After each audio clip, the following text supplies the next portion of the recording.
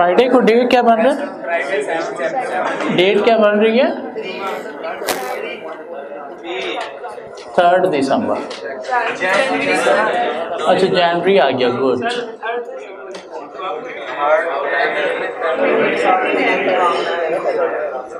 Chapter 7 का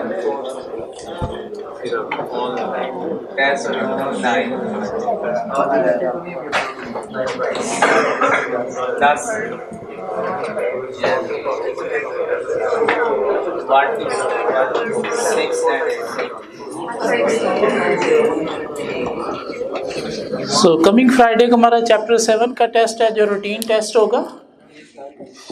और उससे नेक्स्ट फ्राइडे कॉलेज वाले कह रहे हैं कोई असेसमेंट है। फ्राइडे, सैटरडे, संडे 3 दिन 10, 11, 12। और वो 10, 11, 12 को हमारी क्लासेस शायद नहीं होंगी, ताकि आप प्रॉपर असेसमेंट दो। वो 3 दिन में आपकी एक एक पेपर का असेसमेंट होगा, एक फ्राइडे को, एक सैटरडे, एक संडे को।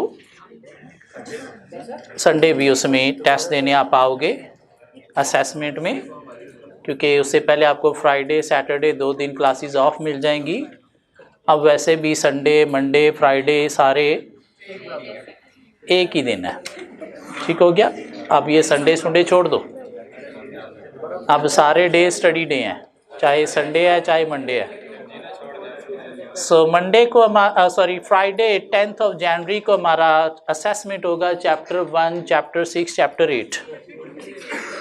और ये 4 चैप्टर अगर हम with in these 2 weeks prepare कर लेते हैं तो कोई 40 मार्क्स का पेपर हमारा प्रिपेयर हो जाएगा।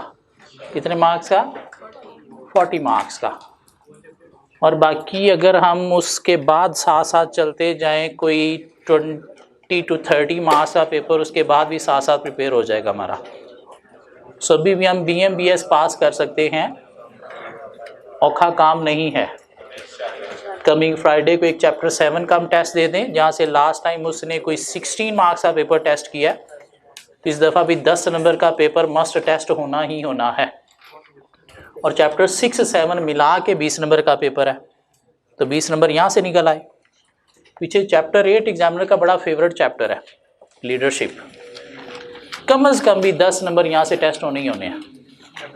और चैप्टर 1 2 वैसे ही मिला के 25 मार्क्स का पेपर होता है, तो कोई 10 नंबर तो उसने चैप्टर 1 से भी मिनिमम टेस्ट करना ही करना है। पिछले पेपर में उसने शायद 19 मार्क्स चैप्टर 1 से टेस्ट किए, तो इस दफ़ा कम से कम भी 10 तो टेस्ट होंगे। तो ये 4 चैप्टर से 40 मार्क्स का पेपर, पीछे रह जाएगा 9, 10 और 11, जो हम आफ्टर 12 of January कवर करेंगे।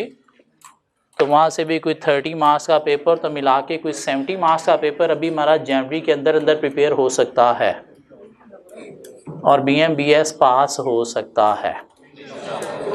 इनफैक्ट अभी अगर आप ये जो असेसमेंट होने जा रही है, ऑलमोस्ट बाकी जो 2 सब्जेक्ट होंगे उनका भी हाफ सिलेबस होगा। तो अगर ये 2 वीक आप लगा दो अच्छी तरह से, असेसमेंट ही सिर्फ अच्छी तरह से दे लो, तो ये अटैम्प्ट आपकी सक्सेसफुल हो सकती है। 3 पर्चे पास हो सकते हैं अगर हम ये 2 वीक लगा के असेसमेंट दे दें। कुछ लोग दिमाग में सोच रहे होंगे वो 10, 11, 12, 3 छुट्टियां आ रही हैं,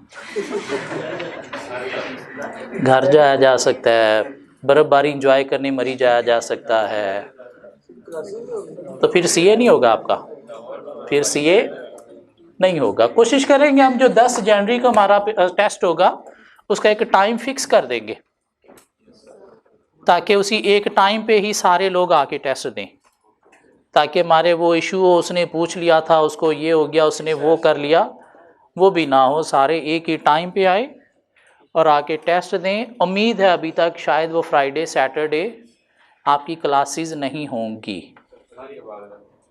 क्या ख्याल है? और अगर क्लासेस ना हुई तो इफेक्टिवली हम आके अटैम्प्ट कर सकते हैं। टाइम अगर रखना हो तो हम मॉर्निंग में रखेंगे, इवनिंग में रखेंगे?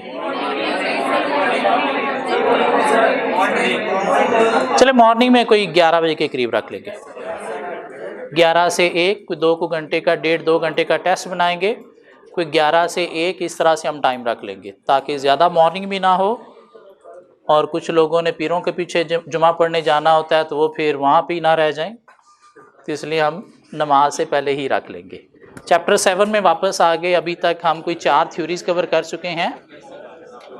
Extrinsic, intrinsic reward, what manager should do to motivate staff. Motivation की बातें हम कर रहे हैं, मोटिवेशन। इसके अलावा pay reward is a motivating factor. Performance rated pay, cash bonuses, incentive, feedback, mission, goal, objective, mission statement, उसके purpose, goal, how to set effective goal, whether goal setting create self motivation. और इसके अलावा problem with goals, objective, corporate, strategic, differentiation with the help of example. और हमने एक management by objective topic cover कर लिया। क्या था management by objective? Defining employ objective according to organisation objective, कैसे? Through 6 steps. Defining attainable organisation objective including short term, long term goals. Cascading down level to lower level employees. Formulating action plan through participative management. Review and monitor the performance. Evaluate the performance and provide feedback and reward. And repeat the above cycle, जिसके 4 फायदे MBA approach के। Clarify benefit of each individual to the organization. Distinguish between tasks which are necessary, which are unnecessary. Help managers as a reference point for team briefing, team control, and clear sense of purpose for each individual in the organization. और 3 मसलाज भी हैं साथ। Problems, MBO challenging, lengthy process है, time consuming है, expensive है, costly है, और MBO require करता है commitment at all level in the organisation. उससे नेक्स्ट पेज पे गए तो एक टॉपिक हमने डिस्कस किया, self efficacy, measurement of beliefs, measurement of belief on one's own abilities to succeed in situation, complete a task या achieving goals। और इसका लिंक है विद मोटिवेशन कि high self efficacy people efforts को consistent, continue रखते हैं, motivated होते हैं then people with low self efficacy. But high self efficacy people क्या होते हैं? Over confident, less well prepared, less thorough as compare to low self efficacy people. Link of self efficacy with behavioural choice. High self efficacy people जो है वो क्या करते हैं? Poor execution करते हैं। लो वाले क्या करते हैं? अंडर अचीव्ड, स्टिफल ग्रोथ में होते हैं। So what is optimal level of self efficacy? Slightly above abilities. इसका लिंक है विद थॉट पैटर्न कि high self efficacy in case of failure blame करते हैं और लो वाले themselves. High self efficacy obstacle hurdles को स्टिमुलेट होते हैं, मोटिवेशन लेते हैं, जबकि लो वाले डिस्करेज हो जाते हैं। High self efficacy people broad minded, big picture thinker, creative, innovative, while lower just focusing on the task and narrow focused. High self efficacy people consider करते हैं टास्क को easier than they actually are, while low consider करते हैं task को more harder than they actually are. और academic productivity, high self efficacy students produce better results because they are proactive in learning and enjoy in classroom, while low self efficacy student low in productivity because they are reactive and do not enjoy in the classroom. इससे आगे गए तो हमें एक औखा topic BMBS में जो 4-5 औखे topic थे, एक चैप्टर 1 में ऑपरेशन रिसर्च, एक चैप्टर 3 में मैट्रिक्स स्ट्रक्चर, एक चैप्टर 4 में skills for managing change, chapter 5 में डिसफंक्शनल एस्पेक्ट, और चैप्टर 7 में आखिरी औखा टॉपिक BMBS का reinforcement theory. Reinforcement theory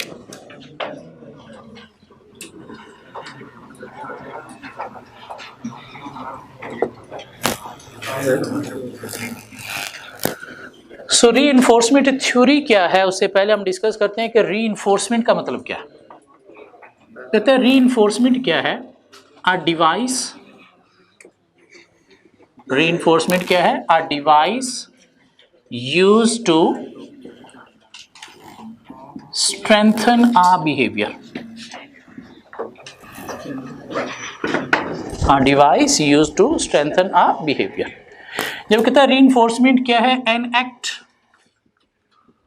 used to strengthen a behaviour.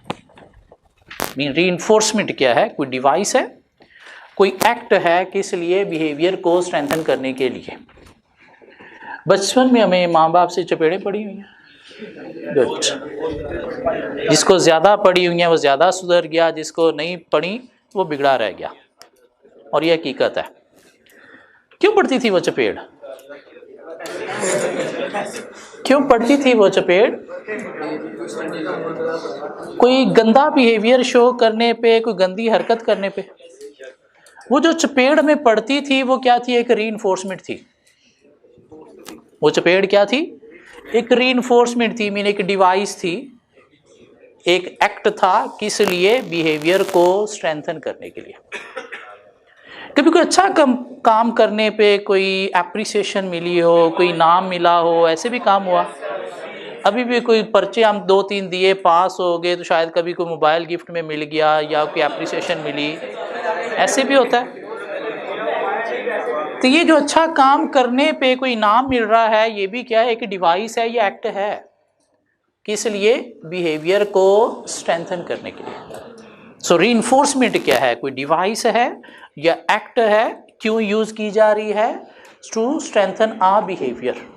Strengthen a behaviour का मतलब क्या है कि आप शो करो क्या, डिजायर्ड बिहेवियर। कौन सा बिहेवियर शो करो, डिजायर्ड बिहेवियर। और क्या करो, अवॉइड करो कौन सा बिहेवियर, अनडिजायर्ड बिहेवियर। मीन गंदा बिहेवियर क्या है, अनडिजायर्ड, जिसके अगेंस्ट चपेड़ मिली है वो क्या है, अनडिजायर्ड बिहेवियर। तो क्या करो, इसे अवॉइड करो। हाँ, वो जो इनाम मिला वो किसके अगेंस्ट मिला, डिजायर्ड बिहेवियर के अगेंस्ट। तो पर्पस क्या है रीइंफोर्समेंट का, डिजायर्ड बिहेवियर की प्रोबेबिलिटी को इंक्रीज करना। रीइंफोर्समेंट, चाहे वो चपेड़ मिल रही है, चाहे कोई इनाम मिल रहा है, उसके पीछे पर्पस क्या है, डिजायर्ड बिहेवियर की प्रोबेबिलिटी को इंक्रीज करना। मीन अनडिजायर्ड बिहेवियर आपने शो किया तो आगे से चपेड़ मिली, किस लिए कि ये काम दोबारा नहीं करना, ये रियलाइज करवाने के लिए वो चपेड़ मिली। क्यों, ये बिहेवियर डिजायर्ड नहीं, क्या है, अनडिजायर्ड। तो आपने क्या करना है, इसके अगेंस्ट डिजायर्ड बिहेवियर शो करना है। अच्छा काम करने पे इनाम मिला, ठीक है, एक एप्रिसिएशन, एक मोटिवेशन कि ये काम अच्छा है, और अगर ये इनाम दोबारा चाहते हो तो क्या करो, यही डिजायर्ड बिहेवियर दोबारा से रिपीट करो। सो रीइंफोर्समेंट क्या हुई, कोई डिवाइस है, कोई एक्ट है, किस लिए, बिहेवियर को स्ट्रेंथन करने के लिए। और वो कहता है रीइंफोर्समेंट 2 तरह की होती है, पॉजिटिव रीइंफोर्समेंट होती है और नेगेटिव रीइंफोर्समेंट होती है। पॉजिटिव रीइंफोर्समेंट हमें मिलती है अगेंस्ट डिजायर्ड या अनडिजायर्ड बिहेवियर। डिजायर्ड बिहेवियर, वो जो इनाम मिला वो क्या था, डिजायर्ड बिहेवियर के अगेंस्ट जो चीज आपको मिली। और जो चपेड़ मिली वो किसके अगेंस्ट मिली, अनडिजायर्ड बिहेवियर के अगेंस्ट, वो क्या है, नेगेटिव रीइंफोर्समेंट। दोनों का मकसद क्या है, डिजायर्ड बिहेवियर की प्रोबेबिलिटी को इंक्रीज करना। दोनों का मकसद क्या है कि डिजायर्ड बिहेवियर आपने प्रोड्यूस करना है। पॉजिटिव मिली कि बिहेवियर अच्छा है तो इसे दोबारा रिप्रोड्यूस करो, नेगेटिव मिली कि बिहेवियर अच्छा नहीं, आपको रियलाइज करवाने के लिए इसके अगेंस्ट क्या बिहेवियर शो करो, अनडिजायर्ड नहीं, डिजायर्ड बिहेवियर। लाइक एक ऑर्गेनाइजेशन के अंदर एम्प्लॉय अगर पंक्चुअल है, रूल्स को फॉलो कर रहा है, परफॉर्मेंस अच्छी दे रहा है, तो आप उसे कोई बोनस दे रहे हो, उसे प्रमोशन दे रहे हो, तो ये रीइंफोर्समेंट है, पॉजिटिव या नेगेटिव, पॉजिटिव। एक एम्प्लॉय लेट आता है तो उसे आपने लान तान की, रेप्रीमेंड किया, क्रिटिसाइज किया, तो ये क्या है, नेगेटिव रीइंफोर्समेंट। क्या, उसे रियलाइज करवाने के लिए कि काम दोबारा नहीं करना। अगर ये नेगेटिव रीइंफोर्समेंट को आप अवॉइड करना चाहते हो तो आपको ये काम भी, ये बिहेवियर भी क्या करना है, अवॉइड करना है। किस तरफ आना है, डिजायर्ड बिहेवियर की तरफ। नेगेटिव रीइंफोर्समेंट की एक और एग्जांपल उसने दी, हमारी ये गाड़ियों के अंदर आज का सीट बेल्ट अलार्म होता है कि अगर हम सीट बेल्ट लगा लें तो अलार्म बंद हो जाएगा, सीट बेल्ट ना लगाएं तो T T T T T T T T चलती रहेगी। ये कहते हैं कि एक रीइंफोर्समेंट है। पॉजिटिव है या नेगेटिव है? सीट बेल्ट ना लगाने पे वो मिलती है, और सीट बेल्ट ना लगाना डिजायर्ड बिहेवियर है, अनडिजायर्ड बिहेवियर है। तो जो चीज अनडिजायर्ड बिहेवियर के अगेंस्ट आपको मिल रही है वो क्या है? Negative reinforcement. जो चीज आपको डिजायर्ड बिहेवियर के अगेंस्ट मिलती है वो क्या है? Positive reinforcement. पर्पस दोनों का क्या है कि डिजायर्ड बिहेवियर की प्रोबेबिलिटी को इंक्रीज किया जाए। क्या ख्याल है? वो टी टी टी टी अगर आपने अवॉइड करनी है तो क्या करना है? आपको डिजायर्ड बिहेवियर की तरफ आना है। डिजायर्ड बिहेवियर क्या है? सीट बेल्ट लगा के ड्राइव करना है। सो रीइंफोर्समेंट क्या है? कोई डिवाइस है, कोई एक्ट है, किस लिए? बिहेवियर को स्ट्रेंथन करने के लिए। बिहेवियर को स्ट्रेंथन करने के लिए मीन डिजायर्ड बिहेवियर की प्रोबेबिलिटी को इंक्रीज करने के लिए और अनडिजायर्ड बिहेवियर की रीअकरेंस को रोकने के लिए। हाँ, जो डिजायर्ड बिहेवियर के अगेंस्ट मिल रही है वो पॉजिटिव रीइंफोर्समेंट है, और जो अनडिजायर्ड बिहेवियर के अगेंस्ट मिल रही है वो क्या है? नेगेटिव रीइंफोर्समेंट है। अब रीइंफोर्समेंट थ्योरी क्या है? ये तो हमने रीइंफोर्समेंट का मतलब देखा, पॉजिटिव नेगेटिव। रीइंफोर्समेंट थ्योरी क्या कहती है कि हम दूसरों के बिहेवियर को शेप अप कर सकते हैं। हम दूसरों के बिहेवियर को शेप अप कर सकते हैं by using positive negative reinforcement.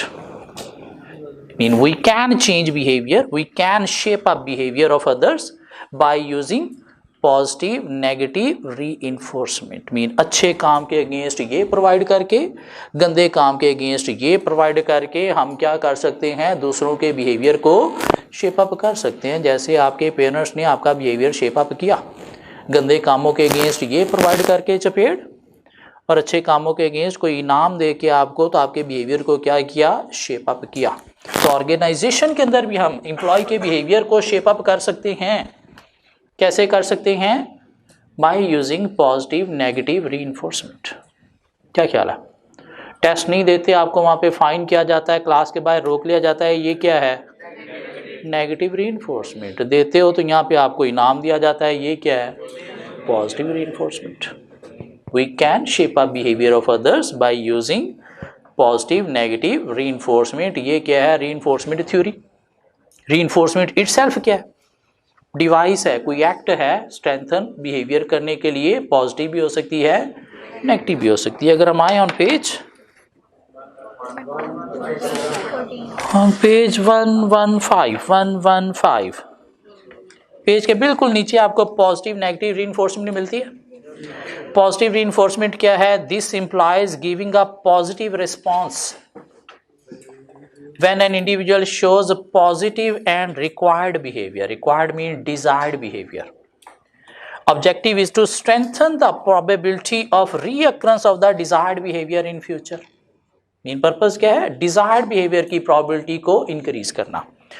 example, receiving public praise, well done, great job, or an award for doing something well, or receiving a bonus for achieving a sales target, या receiving a job promotion for excellent performance। तो तीनों क्या है? अच्छे काम के against तो positive reinforcement है। कहते हैं पॉजिटिव रीइंफोर्समेंट इफेक्टिव होगी कब? इफेक्टिव होगी जब immediately after the event provide की जाए। मीन इससे मोटिवेशन आती है पॉजिटिव रीइंफोर्समेंट से। कब आएगी? जब immediately after the event provide की जाए। एक बंदे ने अच्छा काम आज किया है और आपने उसको इनाम 6 साल बाद दिया, तो क्या मोटिवेशन आएगी? नहीं। तो फौरी आपने देना है ताकि उसे रियलाइज हो कि हाँ ये मैंने अच्छा काम किया है, तो अब मुझे क्या करना है? बार बार ये रिपीट करना है। पॉजिटिव रीइंफोर्समेंट इफेक्टिव होगी, मोटिवेशन लाएगी जब विद एंथुसियाज्म प्रोवाइड की जाए। Oh well done, great job, rather than अच्छा चल ठीक है ये ले। इसे उसे शायद फील ही नहीं हुआ कि आपने इस चीज़ को अप्रिशिएट किया। तो विद एंथुसियाज्म आपने प्रोवाइड करनी है। मीन उसे रियलाइज करवाना है कि हाँ वाकई मुझे खुशी हुई है तुम्हारे इस काम से। फिर वो कहता है कि पॉजिटिव रिइंफोर्समेंट इफेक्टिव होगी, मोटिवेशन लाएगी अगर फ्रीक्वेंटली भी प्रोवाइड की जाए। ये कि नहीं उसने एक दफ़ा एक अच्छा काम किया तो आपने अवार्ड दे दिया, बाकी बीच में 2 दफ़ा आपने पूछा ही नहीं, चौथी दफ़ा फिर अवार्ड दे दिया, तो क्या वो बिहेवियर बार बार स्ट्रेंथन होगा? नहीं। तो आपने क्या करना, हर दफ़ा प्रोवाइड करनी है, फिर जाके बिहेवियर स्ट्रेंथन मेंटेन रहेगा। सो पॉजिटिव रिइंफोर्समेंट इफेक्टिव है कब? जब प्रोवाइड की जाए इमीडिएटली आफ्टर द इवेंट, जब प्रोवाइड की जाए विद एंथुसियाज्म, जोश जज्बे के साथ, और जब प्रोवाइड की जाए फ्रीक्वेंटली, मीन बार बार प्रोवाइड की जाए। नेगेटिव रिइंफोर्समेंट क्या है? This implies rewarding an employee by removing negative undesired consequences. Objective is to strengthen the probability of reoccurrence of the desired behavior in future because of removal of negative reinforcement in future. Mean वो बंदा अगर वो negative reinforcement को avoid करना चाहता है तो उसे फिर क्या करना है, डिजायर्ड बिहेवियर की तरफ आना है। An employee is loudly reprimanded for arriving at work late. However, if they arrive on time, the reprimand doesn't happen. Therefore, they are motivated to arrive on time more frequently. Mean वो जो reprimand थी वो क्या है, negative reinforcement, लान तान। अब अगर वो उसे अवॉइड करना चाहता है तो उसे क्या करना है, डिजायर्ड बिहेवियर की तरफ आना है। और डिजायर्ड बिहेवियर क्या है, ऑन टाइम आना, punctuality. The seat belt warning alarm that sound in car if the seat belt is not used. The annoying alarm then disappear when the seat belt is engaged, which encourage the seat belt to be worn in future in order to avoid hearing the TT seat belt alarm. कहते हैं negative reinforcement भी effective होगी कब, जब immediately after the event provide की जाए। गंदा काम किया तो फौरी चपेट आनी चाहिए। चपेट अगर आपने लेट की तो बीच में गंदा काम दोबारा भी हो सकता है। बिहेवियर स्ट्रेंथन कब होगा नेगेटिव रिइंफोर्समेंट से, जब immediately after the event provide की जाए। एंथुसिज्म इसमें ज़रूरी नहीं है, तो इसके बाद हाँ नहीं, लेकिन फ्रीक्वेंटली प्रोवाइड करनी चाहिए कि हर दफ़ा गंदे काम के अगेंस्ट ठा ठा ठा हुई है तो चौथी पांचवी ठा के बाद बिहेवियर ऑटोमेटिकली चेंज हो जाएगा। एक दफ़ा गंदा काम किया, आपने चपेट मार दी, बीच में 2 दफ़ा आपने इग्नोर कर दिया, तो उसे लगेगा खैर है कोई बात नहीं, बिहेवियर स्ट्रेंथ नहीं होगा।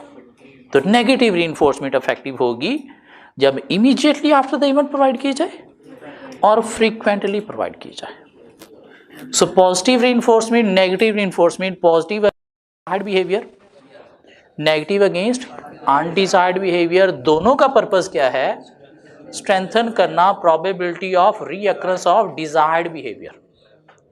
ये इफेक्टिव है, ये इफेक्टिव है immediately after the event provide की जाए, विद एंथुसियाज्म प्रोवाइड की जाए और फ्रीक्वेंटली प्रोवाइड की जाए, और ये इफेक्टिव है इमीडिएटली आफ्टर द इवेंट और फ्रीक्वेंटली प्रोवाइड की जाए। एक चीज उसने और दे दी, पनिशमेंट।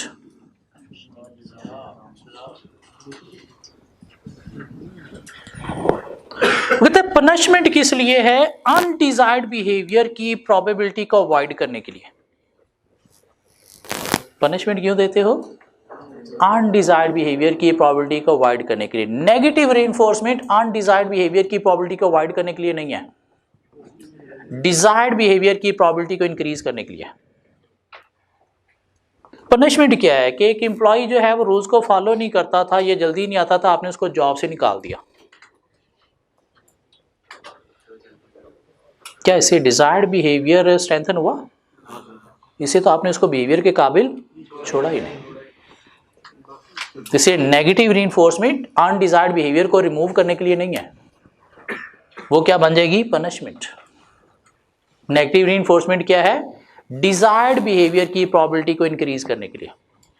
मीन आपने उसे लान तान किया या उसकी पे में से थोड़ी सी रिडक्शन कर ली, ये जो पे में से रिडक्शन की या लान तान की, ये क्या है, नेगेटिव रीइंफोर्समेंट, जिसे वो अवॉइड करना चाहता है तो उसे किस तरफ आना है, डिजायर्ड बिहेवियर की तरफ आना है।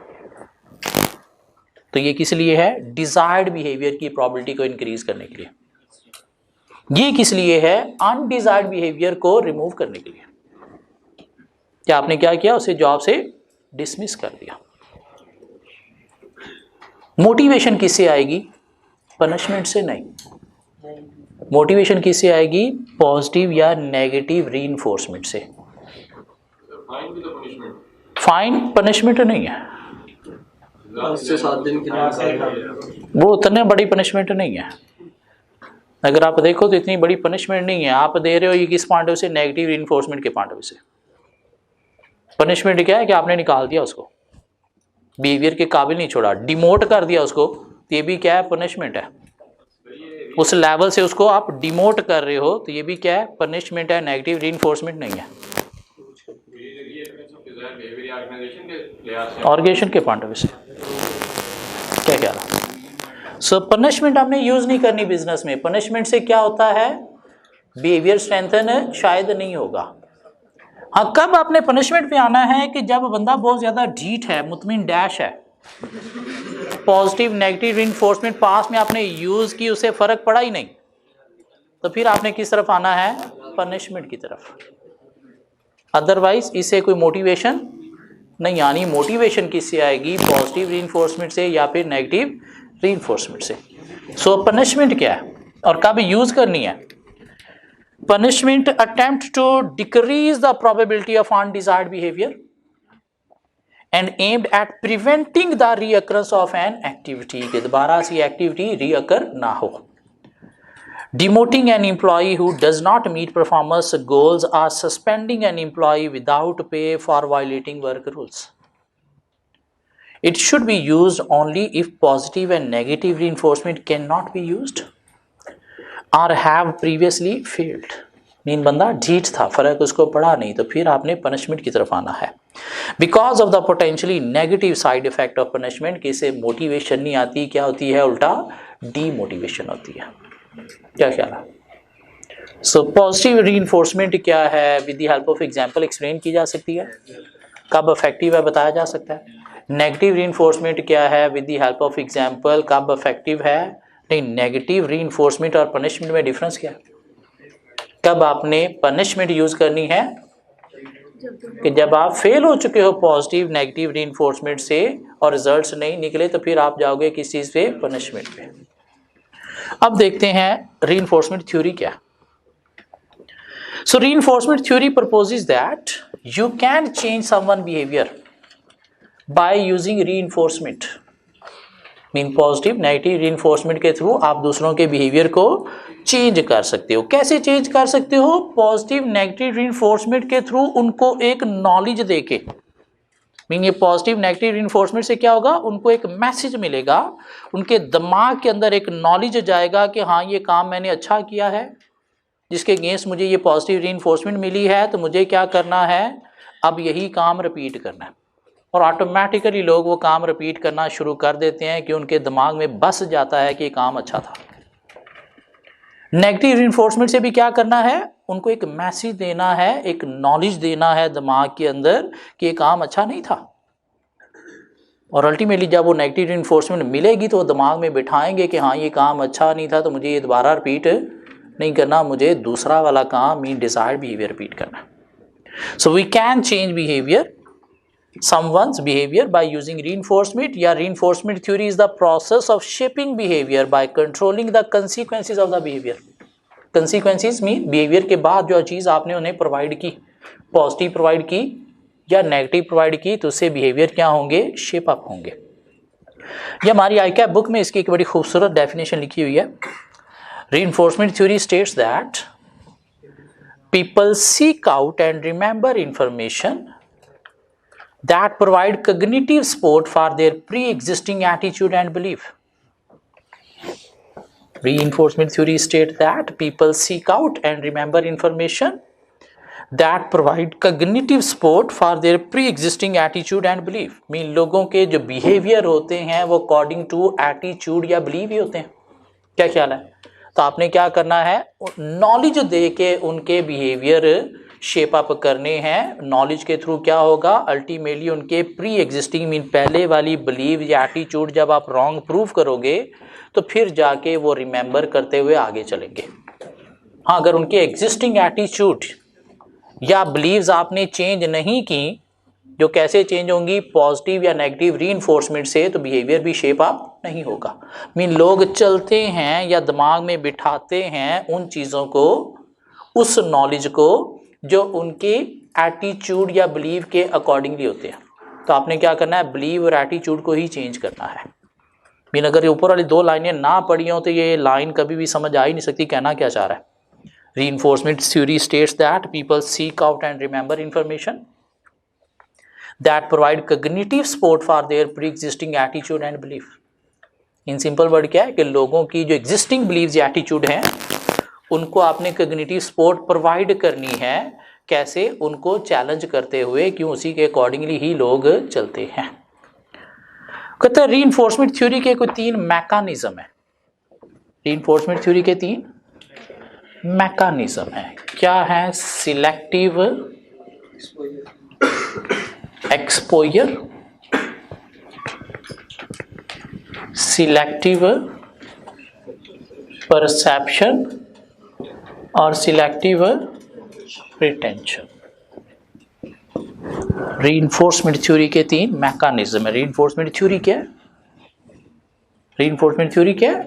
We can change behavior of others by using reinforcement. We can shape up behavior of other by using reinforcement. क्या होगा कि जब हम पॉजिटिव या नेगेटिव रीइंफोर्समेंट प्रोवाइड करेंगे तो इससे हम क्या दे रहे हैं, एक्सपोजर। एक्सपोजर मीन नॉलेज देंगे कि भाई ये काम ठीक था या ये काम गलत था। पॉजिटिव के थ्रू नॉलेज दिया कि ये काम ठीक था, नेगेटिव के थ्रू नॉलेज दिया कि ये काम गलत था। ये क्या है, पहला मैकेनिज्म मीन एक्सपोजर मिला। उस एक्सपोजर के अकॉर्डिंगली वो क्या करेंगे, अपने दिमाग के अंदर उस काम को कोई मीनिंग भी देंगे। ये पॉजिटिव रीइंफोर्समेंट मिली है और बार बार मिल रही है और जोश जज्बे के साथ भी मिली है। दिस मीन ये काम अच्छा है, तो उन्होंने क्या किया, उस अपने एक्ट को अच्छा मीनिंग दे दिया, मीन परसेप्शन बना ली दिमाग के अंदर। और जब परसेप्शन बन गई तो उसके अकॉर्डिंगली वो दिमाग के अंदर क्या बन गई, मेमोरी बन गई, रिटेन हो गया। जहाँ उस काम के अगेंस्ट मुझे ये काम आगे से रिस्पांस मिला था, तो अब क्या करेंगे एम्प्लॉय, वही काम बार बार रिपीट किए जाएंगे। अगर आपने नॉलेज नहीं दिया या उन्होंने दिमाग में उसे अच्छा या बुरा मीनिंग ही नहीं दिया या वो दिमाग में बैठा नहीं, तो बिहेवियर शेप अप नहीं होगा। बिहेवियर शेप अप कैसे होगा कि पहले आपने नॉलेज देना है और अल्टीमेटली शायद कुछ लोगों को एक दफ़ा रीइंफोर्समेंट प्रोवाइड करने से नॉलेज नहीं मिलता, तो आपने फ्रीक्वेंटली प्रोवाइड करके नॉलेज देना है। मीन ठा 3-4 दफ़ा चपेड़ें पड़ेंगी तो फिर जाके नॉलेज मिलेगा कि हाँ वाकई ये काम गलत है। फिर जाके वो उसे मीनिंग भी गलत देंगे और दिमाग के अंदर उसे बिठाएंगे, तो फिर जाके बिहेवियर शेप अप होगा। तो रीइंफोर्समेंट थ्योरी है क्या, हम दूसरों के बिहेवियर को शेप अप कर सकते हैं बाय यूजिंग रीइंफोर्समेंट। कैसे, 3 मैकेनिज्म के थ्रू कि पहले एक्सपोजर मीन नॉलेज देंगे, उसके बाद वो परसेप्शन बनेगी मीन वो मीनिंग देंगे खुद से, परसेप्शन बनेगी तो दिमाग के अंदर वो चीज़ रिटेन होगी। क्यों, जो लोग बिहेव करते हैं वो अकॉर्डिंग टू दिमाग में जो चीज़ें रिटेन हैं उसके अकॉर्डिंगली करते हैं, या परसेप्शन के अकॉर्डिंगली करते हैं या नॉलेज के अकॉर्डिंगली करते हैं। तो ये 3 मैकेनिज्म आपने रीइंफोर्समेंट के थ्रू कंप्लीट करने हैं। हाँ, उसमें हो सकता है ये मैकेनिज्म कंप्लीट नहीं हो रहे, तो इसलिए उसने कहा फ्रीक्वेंटली प्रोवाइड करने हैं, इमीडिएटली आफ्टर द इवेंट भी प्रोवाइड करने हैं, और विद एंथुसिज्म भी आपने पॉजिटिव रीइंफोर्समेंट प्रोवाइड करनी है। फिर जाके 3 मैकेनिज्म कंप्लीट होंगे।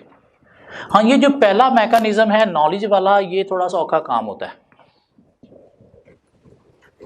नॉलेज वाला थोड़ा सा औखा काम होता है। क्यों, लोगों का अपना भी कुछ नॉलेज होता है।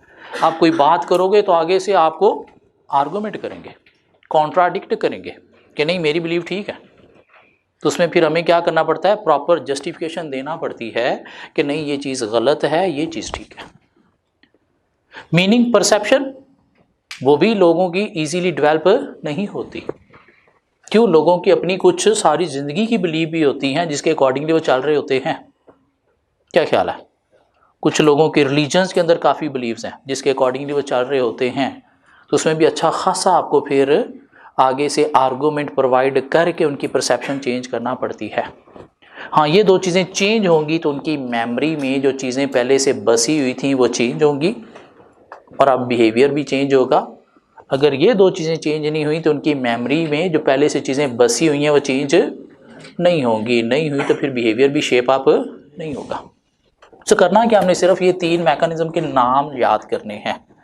इनकी डिटेल पढ़ के देख लेते हैं, अगर कुछ समझ आ जाती है तो, वरना 3 नाम और कॉन्सेप्ट होना चाहिए कि एक्सपोजर क्या है, नॉलेज है, परसेप्शन क्या है, मीनिंग उस एक्ट को जो उन्होंने दिया, और रिटेंशन क्या है, मेमोरी है, मीन दिमाग के अंदर जब वो बस गया मीनिंग अच्छा तो अल्टीमेटली बिहेवियर क्या हो जाएगा, शेप अप हो जाएगा। हाँ, इन तीनों में से कोई एक भी मिसिंग है तो शायद बिहेवियर शेप अप नहीं होगा।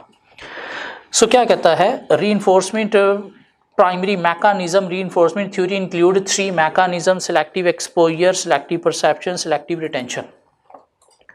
Selective exposure, it refers to individual's tendency to favor information which reinforces, strengthen their pre-existing views and avoiding contradicting information.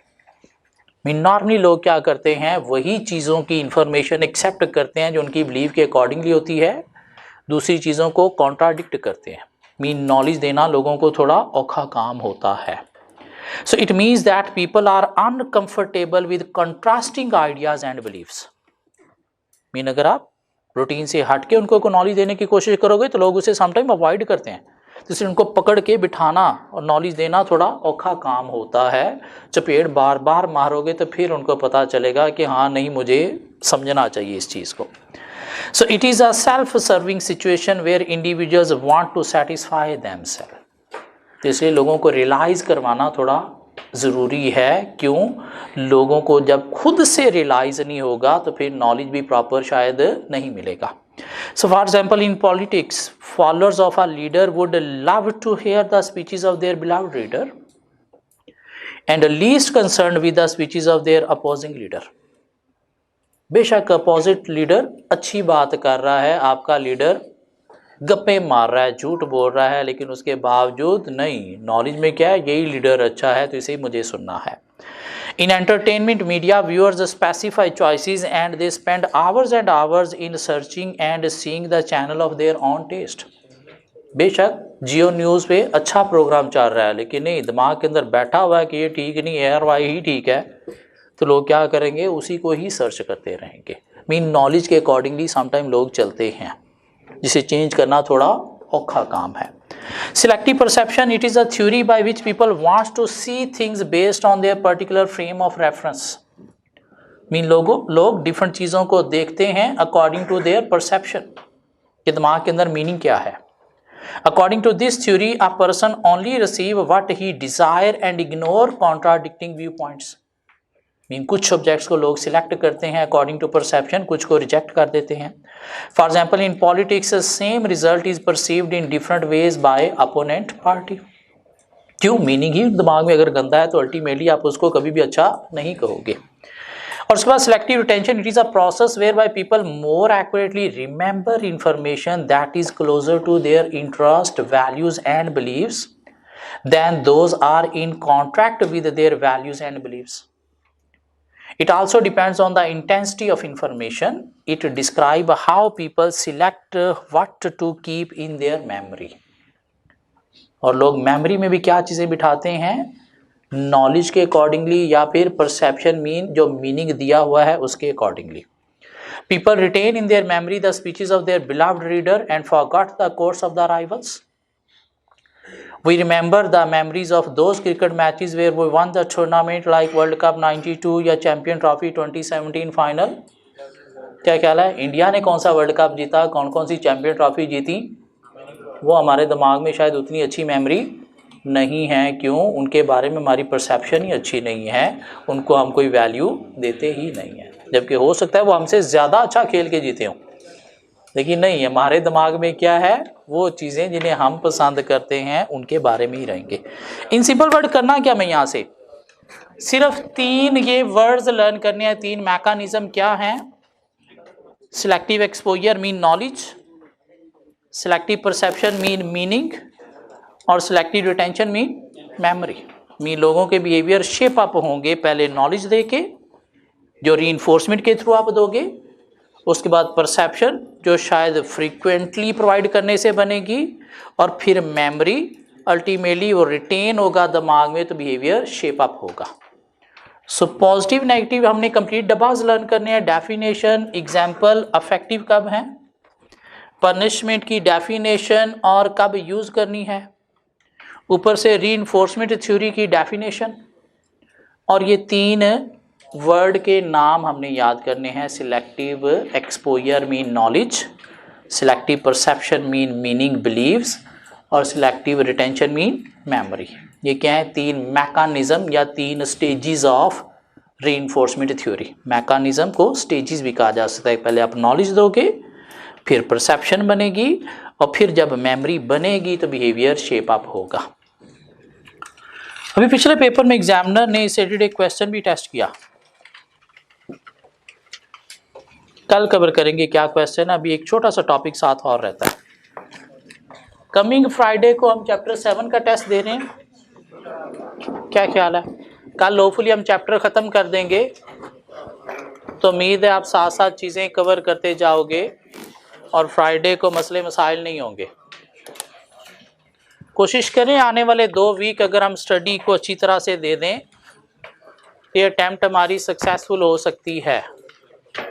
अभी भी चांस है हमारे पास, हम 3 पेपर पास कर सकते हैं।